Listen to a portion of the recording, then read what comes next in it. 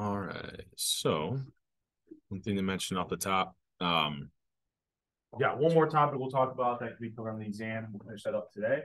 You got that Connect and Excel summit due at the end of the day Friday. So start working on those, get those out of the way. Hopefully you've already kind of started making some headway into those. If you have any questions, please feel free to reach out. Kind of try to get those done early in the week so that you can look at kind of these practice materials as we get closer to the exam on Friday. Okay. So on that exam one materials, I've got under the files tab on Canvas. You got the 2 practice exams or answer keys, the formula sheet that you'll see. So one thing that I'll kind of mention that could be a good thing to do as you're kind of studying, and we'll go through this a little bit on Wednesday to trying to kind of fill in any of the blanks, is if you'll have this formula sheet, I'll print this out, I'll bring it to the exam for you. But as you're studying, one good thing might be is to go through and try to write down next to these equations what they represent. That way, as you're working on the practice exams, you can see, okay, this equation goes with this type of problem. You can kind of catch those key phrases or the topic is. So, for instance, here's my population, my sample mean. Just write that down next to it. So that as you're using the formula sheet, as you're kind of studying, you're seeing those names and kind of getting burned into measure, right? So here's Bayes' equation, right? Just kind of go through and try to identify as many as you can. There's some you're not sure on, then you could ask me. We talk about it on Wednesday a little bit more. But that's something that I found that is helpful for some people. What else is I got? Oh, so that would be if I'm thinking about like what to study, probably like starting out with those practice exams. A good practice is to go through them, see which ones you can answer on your own, the ones you're not sure on, then look at the answer key, then make sure that you can understand it using the answer key. If you can't, those would be good ones to make sure that you ask questions on either on the Wednesday class or kind of ask me about, not by office hours, email me. I'll probably do, I've got office hours kind of Wednesday and Thursday, and I've done them today as well, but I'm thinking like most of you kind of those days are going to be more days where you might have questions to come in. If that time doesn't work for you, shoot me an email. I'll be around most of the week and kind of probably set up a different time. After you go through those practice exams, if you still want to keep studying, doing that Excel and doing that Connect assignment, I mean, part of the I don't like having a due date on the same as the exam, but also working on those will be good things that kind of prep you for the exam. Right? So even if you completed those after you go through the practice exams, take a look back at those Connect assignments for additional practice problems. Another good thing to do is just go through the slides and go to the complete slides and look at anywhere where you kind of saw these eye clicker kind of headings. Those would be good questions to make sure you know how to answer those. Typically, the Connect problems are going to be a little bit harder even than what I asked you to do in the exam. So, felt pretty comfortable with a lot of those. It's really just a matter of kind of timing. So going through those practice exams and make sure you can kind of solve these pretty efficiently. Maybe all your questions are asking, I think so. Any other questions on that? And I'll have a little bit more so that it will look very similar to these exams, kind of the length, number of questions. They'll be primarily like a majority of it multiple choice. And what's I going to say? Primarily, so it'll be, I also write them, you'll kind of notice in the practice exam, everything's pretty chronological. So, the stuff that we'll talk about today might be like the last question or two, right? The stuff we talked at the very first week, that would be like question 1 or 2, right? So not trying to confuse you. A lot of it kind of flows very similar to these practice exams. If you feel pretty good with these, I think you probably do pretty well, okay? Any questions before we jump into the last topic here? Just want to get a lot of that housekeeping stuff out of the way. Okay. So we're going to keep using the same slides, week 5 slides as last week. We didn't quite get through them. I knew we didn't have a whole lot more, and obviously just kind of one day this week, so we'll just keep using those. So last class, we talked about using that binomial distribution to find the probability of a different number of successes, right? So we were saying this big random variable x was, what's the probability it's equal to 2 successes or 4 successes or 5 out of however many trials we had. So it's going to be a very similar thing with a Poisson. It's just now instead of the number of trials, we're going to have an interval or a space, right? So I'll set this up. Usually we're going to be looking at time intervals, right? I'll show you one example just to give you an idea about you could do this with something other than time, like volume or mile or something. But for us, primarily, the only ones I'm expecting you to know how to answer the exam are going to be time intervals. Right? So we've got these time intervals, and we might want to know, okay, look, on average, I see 5 accidents on the Galliard every week. Over this next week, what's the probability I see 10? Okay? Because if I see 10, I don't have enough EMT, you know, it's going to be a problem. I need to make sure I'm staffed. So if that probability is relatively high, I'm concerned, right? I'm hoping it's low. Okay. So that's seeing, you know, our successes there, seeing an accident, but 10 accidents over a time interval of a week. That's the idea of what we're doing. We'll have this added kind of assumption that we don't have any overlapping intervals. It's not very going to try to trick you with that. I'm going to give you examples where that's not going to be the case. So every week is like an individual week. We don't have kind of like overlaps where some days would be in multiple intervals. So if we're looking for the probability of a certain number of successes, we had our binomial probability mass function that gave us those probabilities. We're going to have the exact same thing with a Poisson. The equation just looks a little bit different. So here, I'm going to write this up just so we have it for once I move off this slide. But hopefully we'll notice kind of some similar things. So this lambda, right, is going to be the average rate you typically see over the interval. So for my example, this was what we typically see on average, looking at historical data, 5 accidents per week, right? This is going to have to be something that's given to you, right, in the problem. Now in practice, it may not be given to you. You might have to look at historical data and figure out, okay, looking at the last 10 years of data, here's the number of average accidents every week on McGowan or whatever road you're looking at. Okay? So this is going to be something we get from data or it's given to us. X is just going to be the number of successes we're interested in finding the probability of. So my example was, well, what's the probability that I see 10 accidents this next week? X would be 10. Right? So plug in our lambda, plug in our X value. The only thing left that we might not know, and sorry, it should be more sure. This is like the Greek letter. If I want to keep going, right, the only other thing in this equation I don't know, maybe is this E, right? So E is just like a natural kind of number. It's kind of like pi. It's really unique, shows up in nature, shows up in a lot of different physics equations, shows up and you know, a lot of really important mathematical equations typically end up having this natural number E in it. It's kind of a weird thing. So if you can't find this button in your calculator, which for most people, even on a simple calculator, it's over like on the right-hand side. Usually it's second, and it's one of the, you know, above one of those other buttons. But it should be like E to the power, because we typically only ever use it when we're taking it to the power. So if you can't find that button, all right, this on the board for the exam as well, but hopefully you'll work on finding that part of the exam. We can round to the 5th decimal. This would be 2.71828. There's some way to remember it out to like the 50th decimal with like Abraham Lincoln facts. I think it's like he was 27 when he did something, and 1828 was the year he wrote something else or gave a speech. You can remember it all the way out to however many decimals you want. If you just want to use a truncated version, here's it out to the 5th decimal. But it should be stored in your calculator. You should have a button for that. Okay. And once again, we see that factorial pop up. So we kind of already know how to use that, right? Just take that number, multiply down to 1. Okay. So I can now find the probability. This is the probability mass function that gives me the probability of seeing a different number of successes. We'll work through a couple examples. Hopefully it'll make a little more sense and we have some values to put to it. So this guy who wrote, he wrote The Law of Small Numbers. He wrote some other books as well that were pretty influential in mathematics and statistics. But one thing he uses as setup is that he noticed that in the Prussian cavalry, on average, looking at the data, 0.61 soldiers were getting kicked to death by a horse every year. So, you know, in the context, it's kind of a goofy example, but we might be interested in something like, okay, well, half a person on average is dying every year. That's not too bad. But if we get 3 people that die in the same year, the public's going to be outraged. Like, we're going to have to deal with some issues.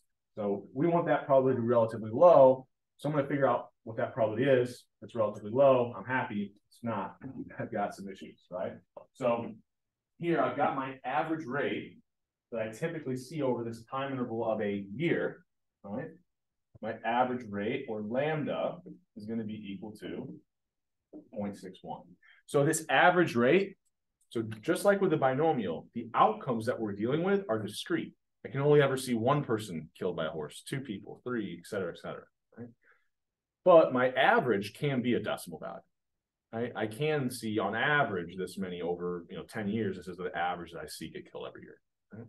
So here my lambda is 0.61, and then I'm interested in, okay, what's the probability that I see exactly 3 people killed this next year, right? Or that my X value is 3.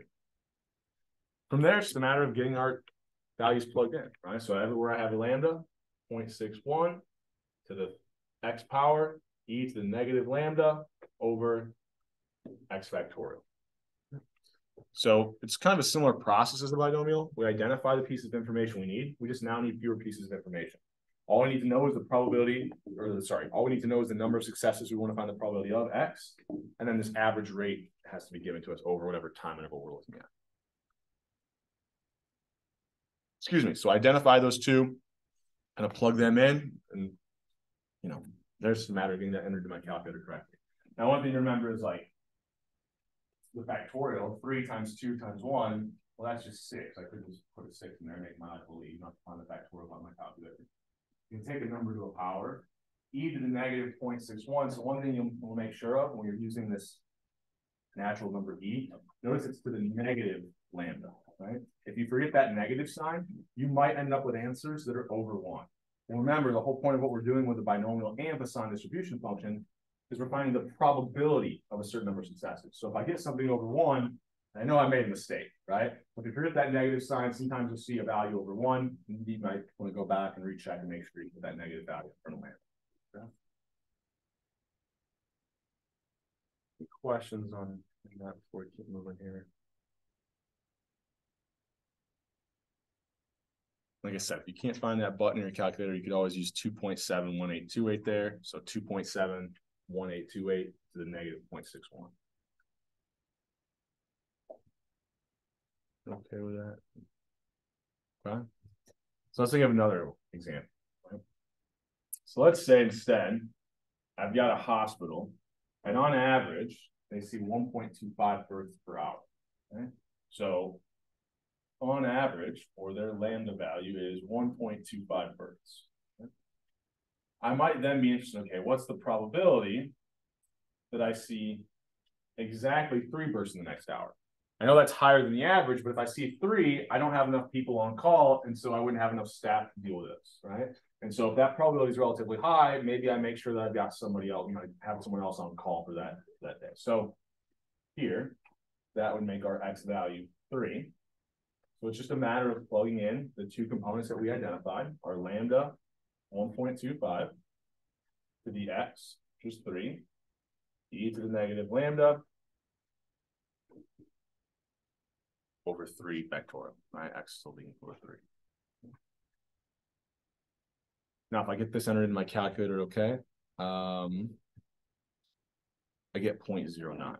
So one thing I want to point out here is notice that I'm looking for 3 successes here, but my average is 1.25. So I get this probably 0.09. If I look back at the other example, remember, I still wanted the probability of 3 successes, but I had a lower lambda, a lower average. So it should be that if on average, instead of 1.25, I only see 0.6, thing 3 should be less likely. Sure enough, with this lower average, my probability of seeing 3 successes is only 0.03. Kind of imagine that as these averages get lower and lower, the probability of seeing a certain higher number of successes, that starts to be pretty small or decline pretty quickly. Any questions on how we approach these or anything? Hopefully we're able to kind of find those factorial buttons that won't make a whole lot of, we're dealing with some pretty small values, so that's not too bad. But you can imagine some issues we might run into. Like, let's say I had a Poisson example, and I want to know what's the probability I see, I don't know, 100 births in the next hour. Well, 100 factorial is going to be something that's very difficult to deal with on my calculator. We'll talk about some things we can do to kind of get around that. Yeah. We just put it on our calculator and we got the same answer, but it's different than that. So what'd you get? I got 0.1768. Why would that be the case? Well, we can double check. I make mistakes. So let's go. Could be an order of operations error, but I don't know. So let me see. So this would be what? 1.25 to the third.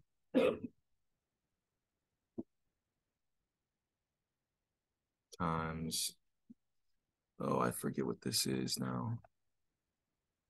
Yeah, that's what it is. EXP to the negative 1.25. And then we'll make sure we divide this by, instead of 3 factorial, this should just be 6.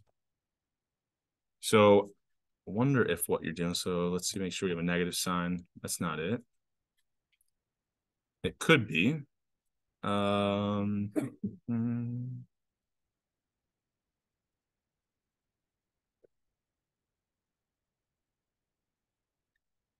So if I hit 1.25 to the third and multiply that by e to the negative 27.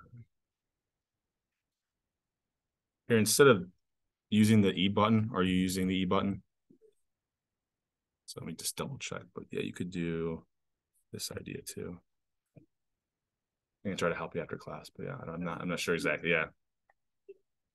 Yeah, it's a little bit higher than 0.09. I'm rounding it here to the second decimal, so it'll be 0.093. Trying to think of what else it could be.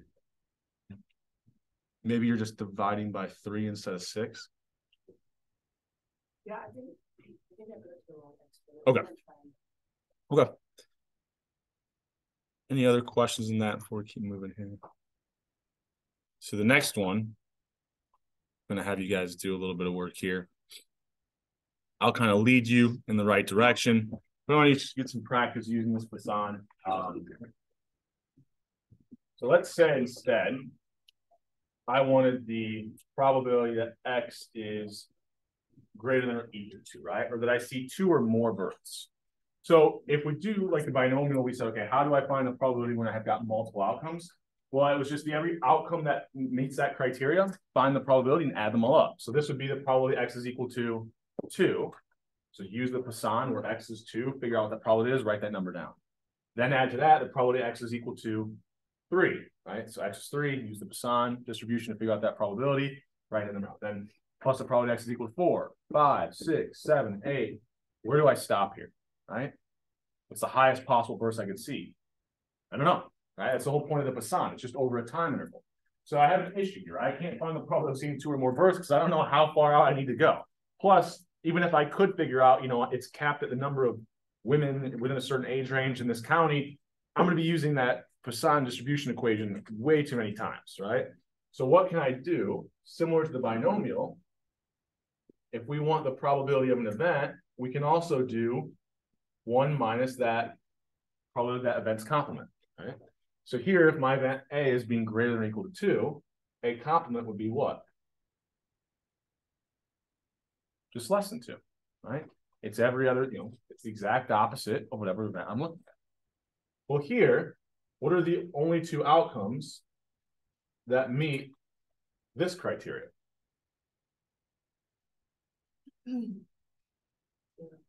Okay, right? The very first one, right, that would be less than 2 is that the probability that X is equal to 1. And then I would find the probability X is equal to 0. That's the lowest successes I could see. Now I only have to use this Poisson distribution equation twice. Once where X is equal to 1, and then another time where X is equal to 0. So I'll give you guys a little bit of time to work on that, try to get some practice finding these 2 probabilities. Once you find them, you'll subtract them from 1, and that should give you the answer that you want. Okay. So a couple of things as you're kind of writing these out and using this Poisson distribution equation.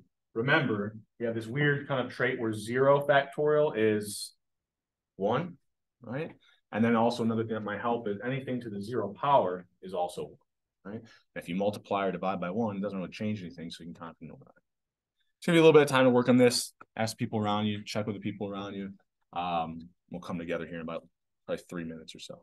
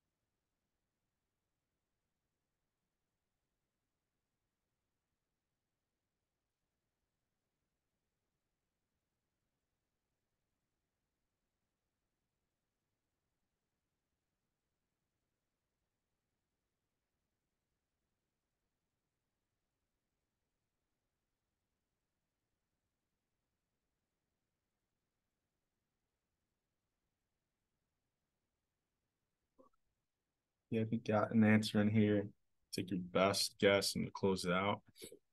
I counted 29 of us. Make sure everybody get a response in. 26. All right. I'm going to close this out.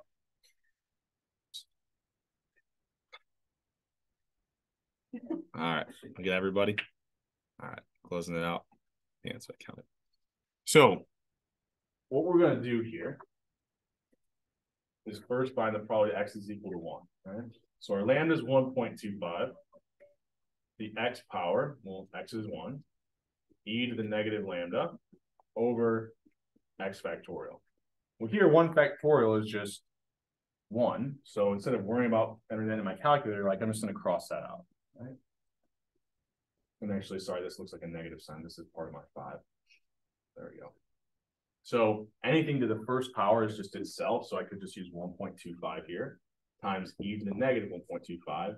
You get that, and I write that number down. I think if I'm doing this from memory correct, it's like 0.358 or something like that. We then need to find the probability x is equal to 0. Well, I'll take lambda to the x, right, times e to the negative lambda over x factorial. We said 0 factorial is 1, so I can kind of ignore that. Anything to the 0 power is 1, so I can ignore that. So anytime you want to find the probability of 0 successes with a Poisson distribution, it's always going to simplify down to just e to the negative lambda. All right? Because every single time you're going to take something to a 0 power, that's just 1. And anytime you have 0 factorial, right, the number of successes you're looking for is 0, that's always going to be 1 as well. So when you're finding these lower kind of number of successes, a lot of things will kind of simplify. You're going to just write it out and think about what would simplify first. Might make the calculation a little bit easier. Okay. So if we do that, I forget what this one is, probably 0.286. So, but remember, right? We didn't just want to simply add these up. We had to subtract them from 1, right? Because what we originally wanted was not the probability x is less than 2, but that it's greater than or equal to 2, right? So if I subtract those both from 1, should get about 0.355. Okay. Questions on that? Any questions on how we approach this? So just like with a binomial, well, even more so than the binomial, it's really important we can envision and use this complement rule, because like I can't find the probability x is greater than or equal to 2 if I just take the probability of 2 and try to add the probability of everything higher, because I don't know where to stop, right? So it's really crucial that we use this complement rule in these Poisson distribution examples for instances like this. Okay. Questions before we keep going? All right with this. Just to kind of give an idea, just some visuals of this. And it had a lot of practical applications. I'll try to mention in a second. You can notice, like, if I move to Poissons that have higher means or higher lambdas, well, it kind of makes sense. Like the lambda, the average rate. Actually, I'll skip ahead. Skip the something I need to point out here. The average rate will be our mean, right? So whatever this average rate we find is this lambda, that is our mean, right? It's the average rate that typically occurs over that time interval.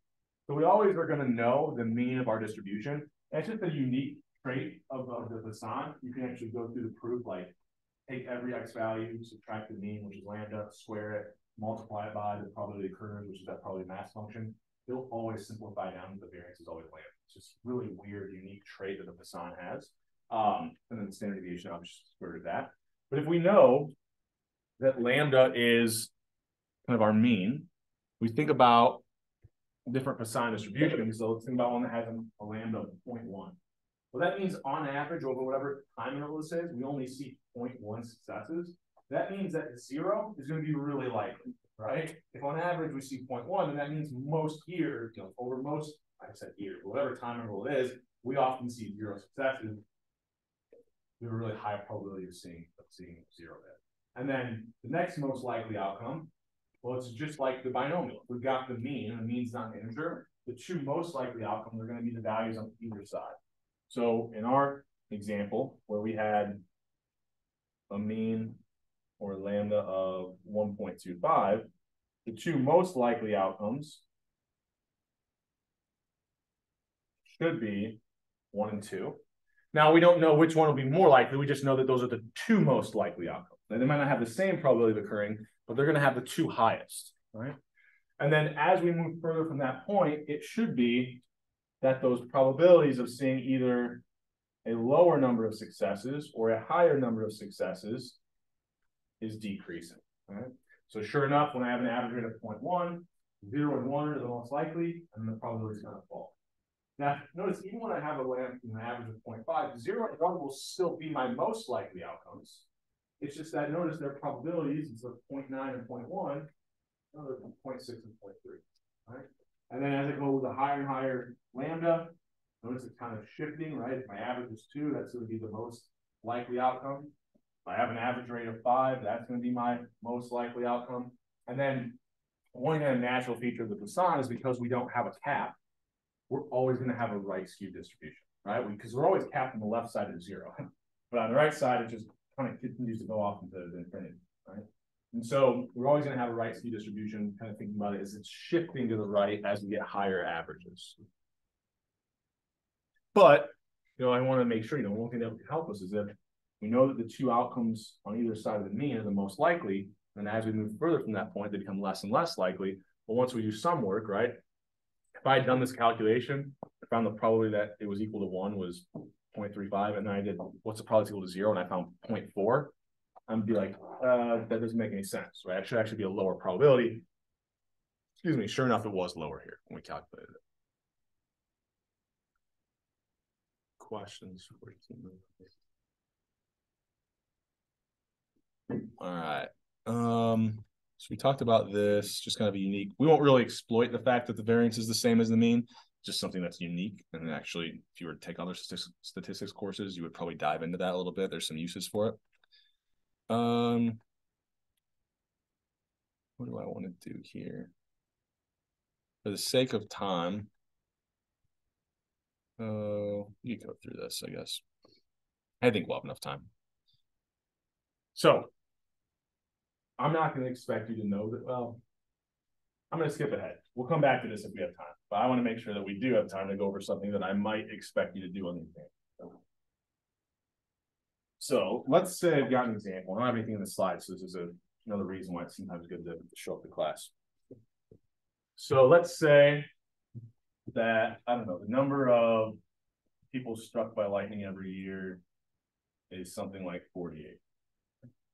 So I've got my time intervals a year. I've got the average rate I typically see. Okay?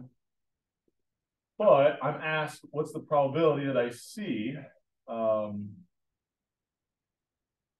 No, I don't want 4.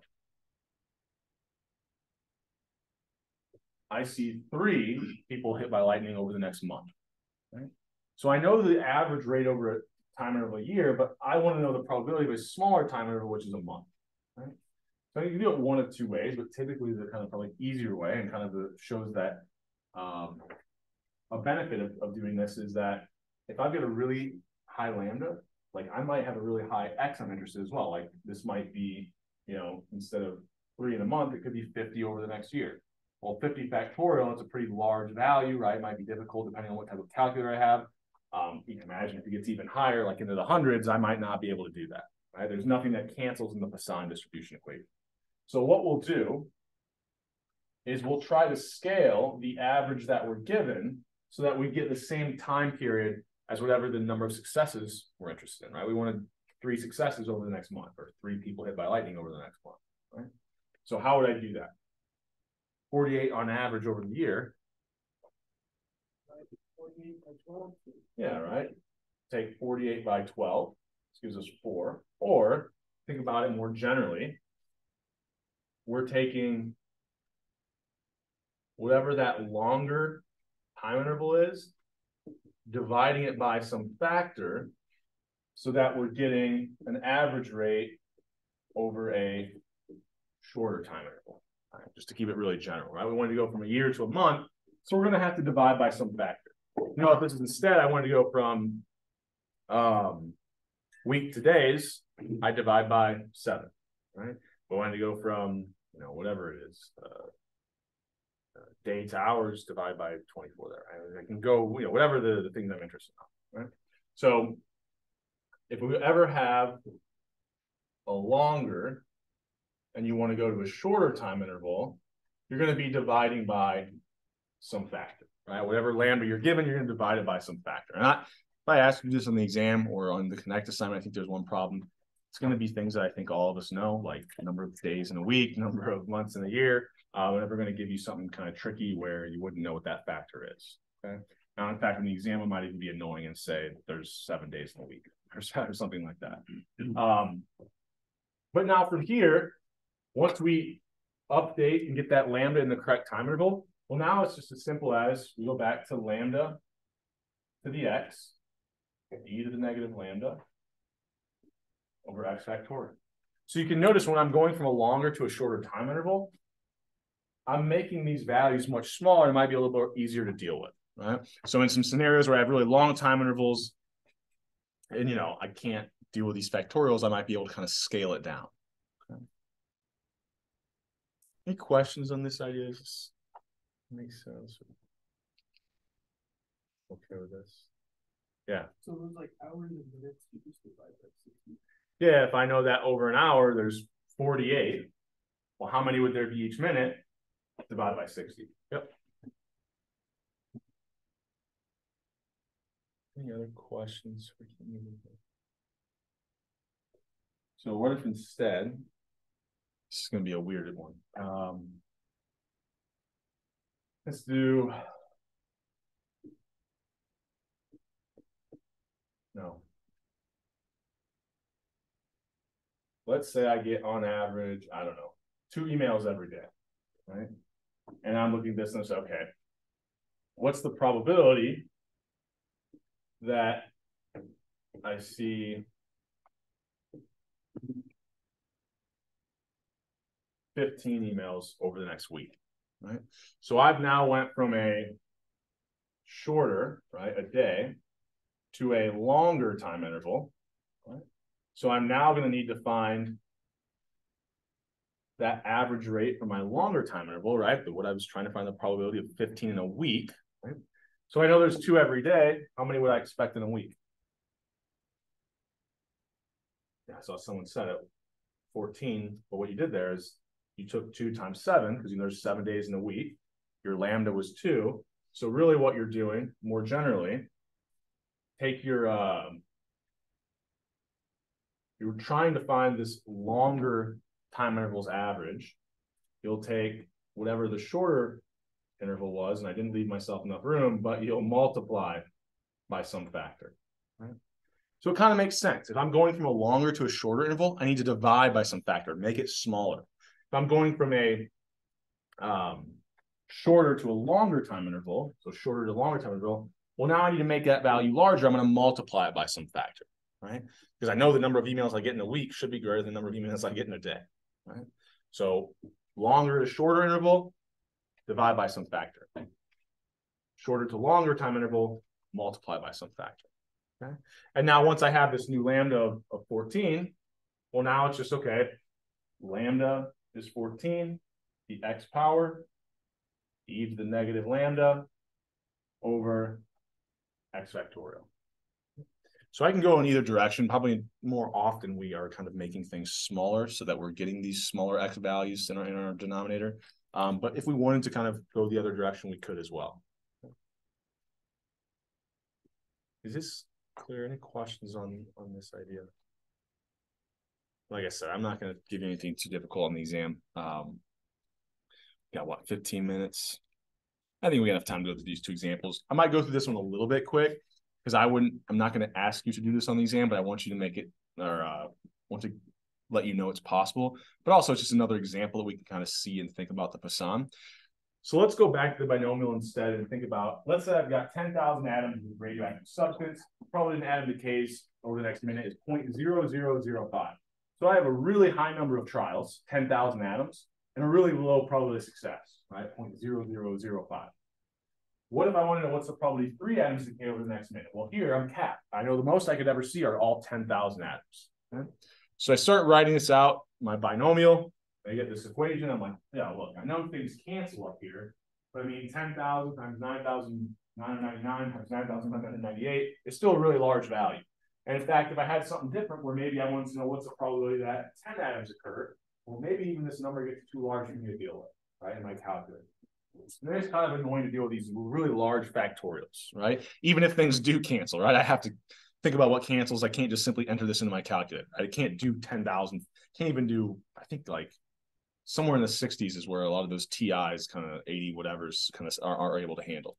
So we can do this, right? Like I can use a computer that's got some significant computing power and storage to be able to come up with this answer, but there's a much easier way, right? So if I've ever got this example where I've got a high number of trials, really low probability of success, we can actually take that binomial mean. So we know that the binomial distribution, we said you would just take n times p to give you that average of the binomial distribution. Well, what we're going to do is we're going to calculate that average and use it as our average rate in the Poisson distribution. So we can use the Poisson distribution if the number of trials is really large, probability of success is really small. We're just going to use that binomial average and act like it's a Poisson distribution example. Now, we won't get the exact same probability, but if we ever have a high number of trials, low probability of success, we're going to be a very, very close approximation within, I forget how many decimals it's considered, but like for sure within the first 5. All right. So what would that look like in this one, right? Well, I've got my average rate. So I had 10,000 atoms. Probability of any one decay is 0.0005. So on average, 5 of them are decaying. So that's my lambda. I then want to know what's probably 3 decay over the next minute. So x is 3. Well, this is a much easier formula to deal with than that binomial equation. I had like 10,000 factorial, 9,997 factorial, right? And we get approximately the same answer. So the 5th decimal, it looks no different, right? Now, if you go out far enough, it's not going to be precise, right? So it depends on how precise you want to be. You might have to use that binomial. But if you're just trying to get an idea about out to the 5th, 6th decimal, using that Poisson to kind of approximate it would be more than okay.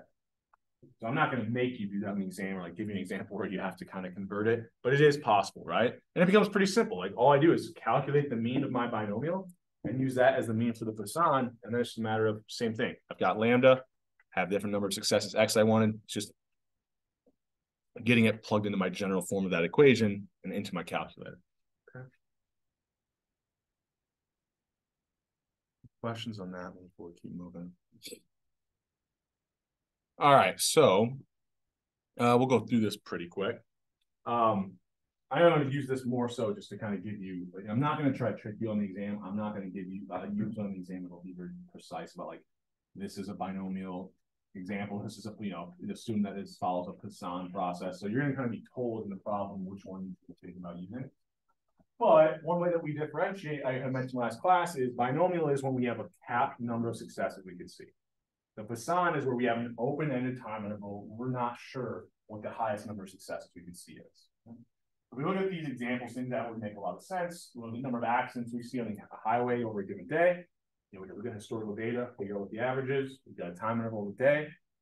And then that's a really good application. Number of calls I'm getting in my call center over the next minute. I can look at historical averages, right? Then I have lambda. You find the probability of seeing 5, 6, 7 different calls in the next minute. Number of insurance that claims come in over a year. So you can imagine, like a lot of these companies, like if I'm worried about over the next year, what's the probability something happens this many times, right? What's the probability that I have 50 insurance claims come in? It's an issue from insurance companies that'll pay out, right? What's the probability that I have 7 workplace safety violations, right? Well, if that's relatively high, I might be worried because I might have to shut down production or something. I think it's too bad. What's the probability? You could do all these different examples where you're thinking about, they're pretty relevant, and this Poisson distribution is very applicable to a lot of different scenarios. Now, like I said, 90%+ of the time, it's going to be time intervals that we're probably using, especially like in a business kind of setting or business world. But we can do things that aren't time as well, which I'll show you here in just a second. But I did want to mention the one that wouldn't be able to use it for the Poisson. So let's think about if I'm thinking, what's the probability a stock return exceeds 10% in a given year? Okay. Well, here it either exceeds 10% or it doesn't. But I'm not running, I don't have a time. I'm looking at over a year. I can't see a different number of successes here, right? It's either a 0 or 1. This is, maybe the start of a Poisson example, right? But I don't have a different number of successes I can see, right? So this one doesn't really work for us. You might think about it instead. What's the probability I see 5 stocks in my portfolio return over 10%, right? And maybe I don't know the number of stocks I could have. Who knows how many stocks in my portfolio? Probably, there's a cap, but it's way up there. We're not really sure what it is, how many stocks that exist. So this one doesn't really work for us, right? You can't really find a different number of successes here. We only can ever see that it goes over 10 or it doesn't. We're looking for something more like, well, what's the number of stocks that exceed 10%, right? We need a number of successes that we can see: 0, 1, 2, 3, etc. But I more so wanted to kind of use this just to point out, like, when we're thinking about the Poisson, we don't have any caps. We're thinking about intervals of time, right? And we don't know the highest possible number of successes we could see. So, go through one more example, because I think that I'm giving you some examples of what you would typically see this as with these time intervals, but we can also do it not with time. Right?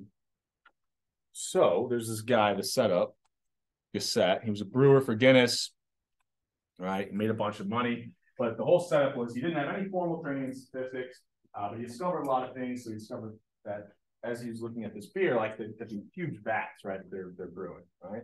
And so you can't test the entire thing, right? So you're brewing, all your products gone. So he's drawing out a little bit at a time and kind of saying, okay, how many yeast particles per milliliter am I seeing? Because we know that we're targeting a certain number to get the taste or the flavor, whatever we want, right? So we know that we should have on average, we should have 8 particles per milliliter.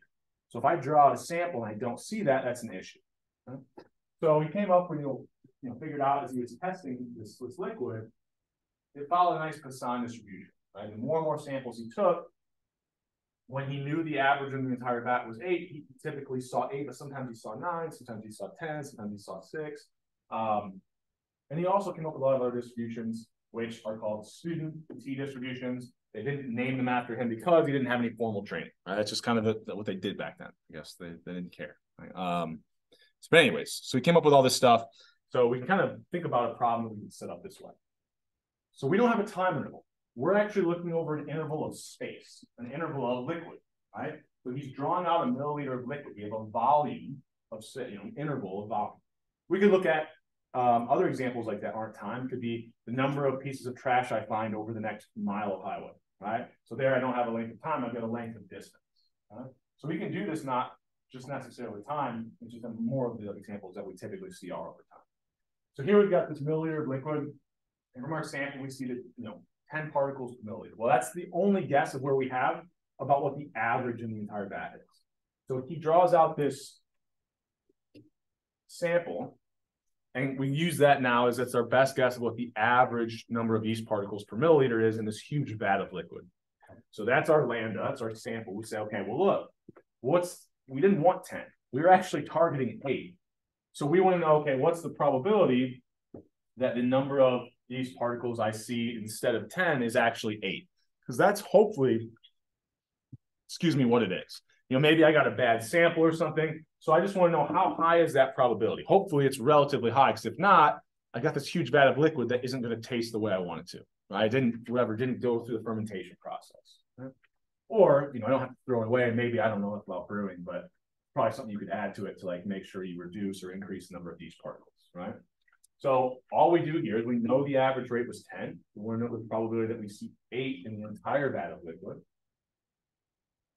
We've got our lambda, we've got our x.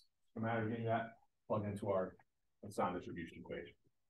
So now if I'm here, I'm like, well, there's 11% chance that we're actually going to hit what we wanted. Then it might not be high enough for me. I might want to kind of, either take some more samples, which is things that we'll kind of talk about, multiple samples. We'll talk about that kind of down the road. But, maybe here I'm like, that's pretty low probability. It probably isn't going to be what I'm wanting it to target, which is 8. So I need to do something to kind of decrease those average use particles. Or you can imagine this, it seems like a stupid example, but one that might be more relevant. Let's say I'm creating a product. I think last class I said bags of chips, but then that's dumb. But like, let's say I want, that was weird. I don't know why that's going on, but so I might want to know, like, I want 50 bags of chips, right? Or 50 chips in this bag. So I have this production process that's hopefully putting 50 chips in the bag, right?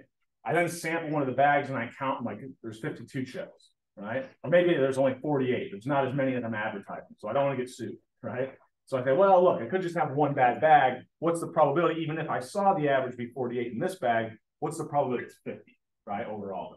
I could do a similar thing, figure out that probability is relatively high, relatively low. And, a bag of chip example is stupid, but you can imagine any product where I've got a certain quantity and I sample one, I figure, the quantity is not what I'm saying, I'm going to be concerned, right? But I might not like just scrap the whole process because like, even if the average is 48, it might be a relatively high probability I actually see 50 over all of my products. I just can't say, I can't test all of my products. So a lot of applications, I won't kind of expect you to do anything that's not time on the exam, but I just want to show you an example that you can do it. Other than that, if you have any questions, just working on those homeworks. Office hours today, Wednesday, Thursday, 2 to 4. I will also be available other times. So if those don't work for you, send me an email. We can set something up. And I will see you guys on Wednesday.